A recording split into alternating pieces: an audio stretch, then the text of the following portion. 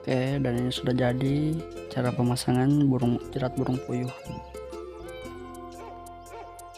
Tempat juga kita sudah bersihkan, dan ini dia hasilnya.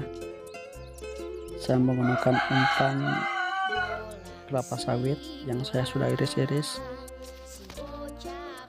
dan saatnya mencoba.